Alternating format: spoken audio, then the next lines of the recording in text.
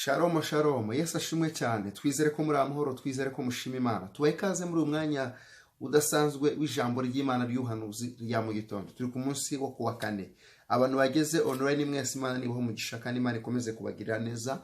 Muri kumwe n'umukozi w'Imana Prophet Robert ubahaye ikaze. Nyemerera we wahageze urarika abantu batanu batangarize inkuru nziza ubabwire ngo Imana ho haleluya, Imana ikugabije umwanzi wawe, Imana ikugabije ibyaguhigaga, Imana ikugabije ibyakurwanya.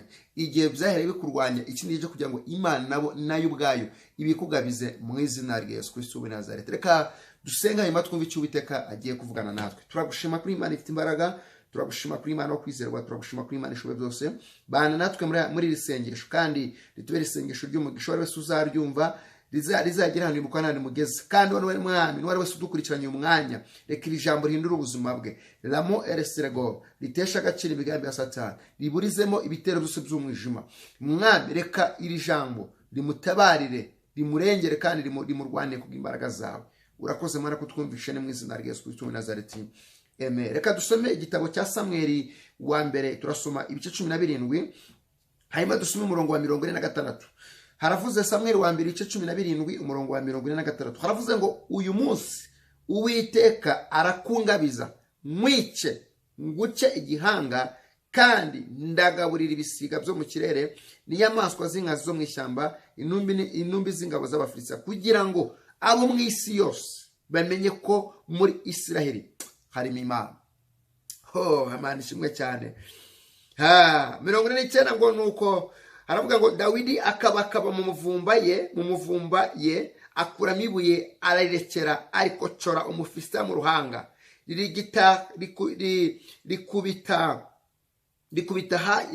yikubita hasi yubamye. Uko niko Dawidi yahuguje Umufilisitiya ibuye ry'umuhumetso, aramunesha aramwica, kandi nta nkota Dawidi yari yitwaje. Tuvuge ngo twakirija muri Imana. Yagira ngo dusengeye muri sengesho tumaze gusoma. Ntabwo ndi buze kuvuga inkuru ndende, ariko ndavuga ku mugabo twa Dawidi na Goliyati. Cyari igihe cy'Abafilisitiya n'Abisirayeli. Uyu mu Bisirayeli cyo gihe hari ku ngoma y'umwami Sawuli. Haboneka ngo Abafilisitiya barwanaga n'Abisirayeli, ngo Abisirayeli baraneshe, bajyaga baneshwa n'ingabo z'Abafilisitiya. Umunsi umwe ugeze ngo mu Bafilisitiya haza kubonekamo umuntu umwe witwaga Goliyati. Goliyati ngo araza ngo akajya akoba Abisirayeli, ngo arababwira ngo muri mwebwe nimuhitemo umuntu azarwane nanjye, naramuka atsinze tuzabagaragu banyu, ariko nanjye nimutsinda muzabagaragu banyu.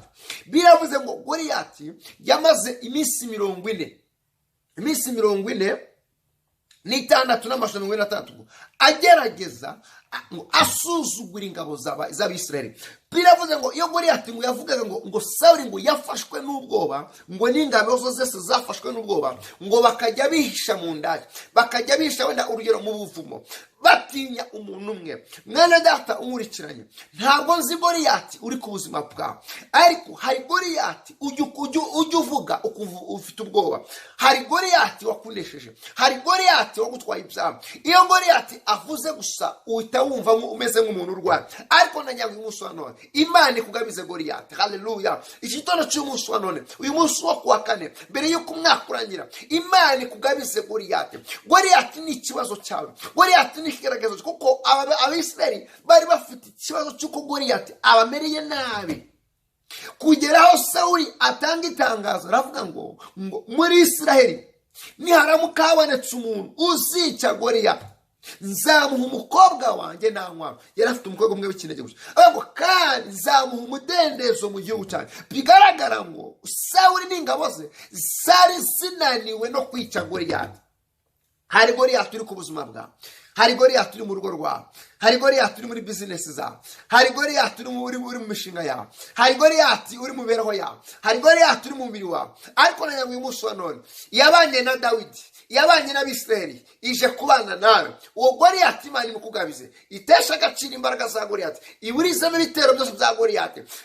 Ba Goliyati baratandukanye, birashoboka ko yaba ari uburwayi, birashoboka ko yaba ari ubushumeri, birashoboka ko ari w'ideni, ari Goliyati ni ikigeragezo umuntu aba afite kimubuza gusinzira, kimubuza kunyura inzira ziri ngombwa, ugasanga umuntu ahora yisha. Goliyati uzi ko Goliyati ashobora kuza ukajya uyikanga kwitaba telefone bitewe nuko hari Goliyati utekereza ko arimo wenda ashaka kukwishyuza. No, ndagira ngo uyu munsi wa none Imana ikugabize Goliyati. Wavuze ngo haleluya. Ngo Mana ungabize ibyarwanyaga, ungabize ibyamyigaga. Ngo Mana ikigeragezo cyangwa ukingabize. Kucyugabiza no kubona gusobanura iki? Imana ibatesha agaciro imigambi yacu. Imana ikagutabarira imbere y'amaso yacu. Imana ikagutabarira imbere y'abakurwanya n'abaguhiga.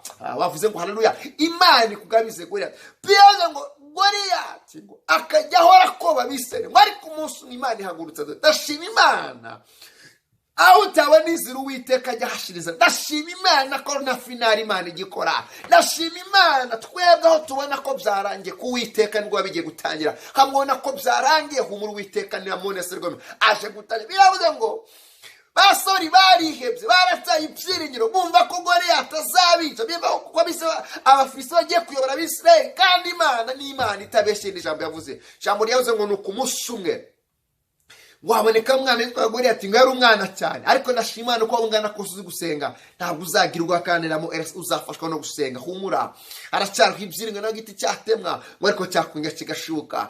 Goliyati ngo agiye kubona ngo abona umwana witwa Goliyati utari warigeze amenya yiga ibya gisirikare, utari wigeze nani kose nimwe yagiyeho. Ndashima Imana ntabwo igombera ubwenge ku Mana, ntabwo bigombera ko wize. No, gupfa kuba uramo ersega wubaha Imana, usenga Imana, ukiranuka, ibyo birahagije ku Mana. Ngo Dawidi ngo araza ngo abwira Goliyati ngo aramubwira ngo wowe utazi gusenga, utaraciye bugufi, utazi kuramya, utazi kubaha Imana, ati wowe ndaza kukubagira ibisiga. Ati wowe waneranye inkota n'inkota n'amacumu. Ngo ariko uyu munsi wa none nge ndagutera mu izina ry'Uwiteka Imana ya Isirayeli, Imana ya Aburahamu, Imana ya Yakobo wasuzuguye, irakungabiza umunsi ngo uce gihanga kandi kugira ngo isi yose imenye yuko muri Isirayeli harimo Imana ifite imbaraga. Nagira ngo utangarize ngo Imana igutabaye kugira ngo yerekane imbaraga zayo muri wowe. Imana ikurengeye kugira ngo yerekane gukomera kwayo. Namone siregome. Imana irapofu ikurinze gusaba kugira ngo yerekane ko ari Imana ikora. Byaza ngo nuko Goliyati ngo yitegereje Dawidi ngo yarasetse agata rwose nk'uyu mwana udafite epfo na ruguru, umwana udafite imbaraga, ararwana nanjye ukomeye, wize gisirikare, uzi kurwana intambara, nikingiye ibyuma, mfite ingabo, mfite icyaha. Numva ngutangarize mwene data, nubwo n'ibigeragezo byakwasamiye, ariko mu bigeragezo byawe havuyemo igisubizo. Ngutangarize ngo mu bigeragezo byawe havuyemo guseka, mu marira yawe havuyemo umunezero. Ngo Dawidi ngo aramubwira ngo no, uyu munsi Uwiteka arakungabiza. Ngo nuko Dawidi ngo arangije ngo akaba mu muvumba we ngo akoramo ibuye. Ndagutangarize mwene data, yo Imana ikugabije Goliyati. Imana ikugabije Goliyati aho wajya gunyura bitaringana usanga byaringaniye. Imana ikugabije Goliyati aho wajya gunyura bakuvuga bahanyura bakuvuga ineza. Ndagutangarize ngo Imana ikugabije Goliyati hamwe agiye ugerageza bikanga uragerageza bikemera. Imana ikugabije Goliyati abatakuha barakubaha. Imana ikugabije Goliyati abatakwemera barakwemera ko Imana ibaze gukora ikintu kibemeza. Dawidi ngo araje ngo afata ibe gitwa kwizera kuraremo. Uyu munsi wa none uzamure kwizera. Imana ikugabije ibyagwigaga ibyakurwanya. Uyu munsi wa none ugiye guhura n'ubutabazi bw'Imana. Umunsi wa none ugiye kuboneza Imana. Umunsi wa none ramone ubw'Imana igiye kugendera abandi nawe kugendera. Uyu munsi wa none bw'Imana ije kwibuka abandi nawe Imana ikwibuka. Uyu munsi wa none ubwo haraba Imana ije kugira neza ramone nawe igushire mu mwanya wa mbere. Ngo Dawidi ngo arangije ngo afatuye gitwa kwizera, ngo arangije ngo arishira mu muvumba, ngo arangije ngo arishira mu muhumetso, ngo atangira gusunguza. Ngo Goliyati ngo agira ngo uyu mwana ngo baza atari muzima. Ariko naye gutangarize ngo ramone segome ni Imana indi jambo bavuze, ni wizera Imana. Imana ije kugabiza Goliyati. Ngo Dawidi ngo arangije ngo arizunguza ngo ararekura iragenda ngo mpaka no mu ruhanga rwa Dawidi rwa Goliyati. Ngo Goliyati yikubita hasi, ngo abantu bagira ngo Goliyati ngo yigushije. Ngo Dawidi ngo barasimutsa mu hejuru, ngo amwambura inkota. Ngo amaze kumwambura inkota ngo amukata ijyango kisambura hejuru. Itsinzi iraboneka, amahoro araboneka, umunezero uraboneka, agaciro karaboneka, indirimbo ziravuga, abantu bavuza induru, amakondo aravugwa, abantu bavuza amashaka. Umva ngutangarize ngo mwene da hari Haramone Sirego, hari Goliyati ari ku buzima bwawe, ariko imana imukugabize uyu munsi wa none mu mbaraga z'imana mu butwari bw'uwiteka mana nikugabize byaguhigaga mana nikugabize zari guhagurukiye mana ramo leside bone sirego uwo Goliyati wa imana nimukugabize mu izina Yesu amenye yuko muri Israel buriya imana itarakora imana itaragutabara abantu bagira ngo nagusenga imana itarahindura ubuzima bwawe abantu bagira ngo iyo usenga nikora ariko uyu munsi wa none imana laside gome la pofomene da iburize imigambi yose ya Goliyati iri ku buzima bwawe na Goliyati ubwe amenye ko hejuru ubwenge bwe n'imbaraga hari imbaraga sima uyu wa kane humura tuza umutima imana ikugabize Goliyati hari Goliyati ari ku buzima bwawe hari Goliyati ari guhagurukiye hari Goliyati umaze igihe buriya Goliyati ikizaba ku Goliyati umufite nukuzabaho nuko uburiho ariko ukaburiho udafite icyerekezo cy'ubuzima bwawe uzamye ko ufite Goliyati icya kabiri kizaba ko ufite Goliyati nuko ufite Goliyati ari ugasanga ubuzima bwawe bwose icyo ugerageje n'icyerekezo hari Goliyati ubugenda ukubuza icyerekezo iki cya gatatu kizaba ko ufite Goliyati nuko abandi bazatera imbere ugatera inyuma icya kane kizaba ko ufite Goliyati nuko amahirwe aza ariko ntumenye ngo anyuze hari Goliyati uri kubuza bwa ariko umunsi wa none yagabije Dawidi Goliyati akamuca igihanga nawe uyu munsi wa none imana ikugabize uwo musozi imana ikugabize ikigeragezo imana ikugabize icyo kibembe menyekane ko muri Israel hari imana menyekane yuko imana yavuganye nawe uyu munsi wa none imana ikugabize Goliyati mu izina rya Yesu Kristo reka dusenga imana ngusaba ngo numara kumvira isengesho usharinga urarika abantu kandi murarikira kuzaza kubana natwe ku cyumweru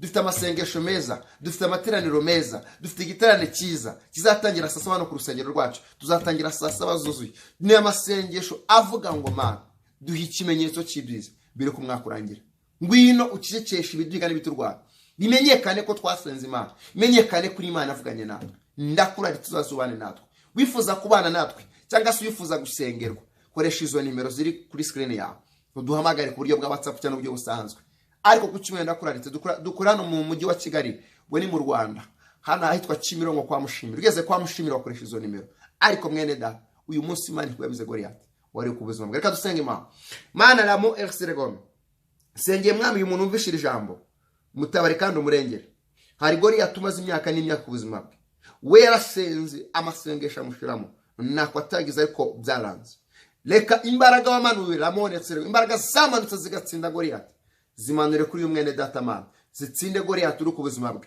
ziburize imitero byose bya Satani zivuguruza imigambi ya Satani lana mone side bone famene da menyekane kuri imana ifite imbaraga cyagasuro kose kabazimu cyagasuro kose kabaroso reka mwami imbaraga wakoresheje na mone ko Goliyati umutsinda reka mwami uyu muntu ikigaragaza amaranye imyaka gikurwa n'imbaraga zawe kandi bimenyekane ko yasenze imana umutabara aho yasuzugurwe mwubahisha yambure agaciro kandi lala mone seregome aho bamuvugiye amagambo ahanyure yemye avuga kumera kwawe urakoze mana kutwumvishije iri jambo herekesha no bitangaza kugereza yawe mu izina rya Yesu Kristo Nazareti amen bifurije kugira umunsi mwiza kwa kane buneze bw'Imana ineza y'Imana komeze kwana namwe mwari kumwe na Prophet Ubatuakunda bye bye.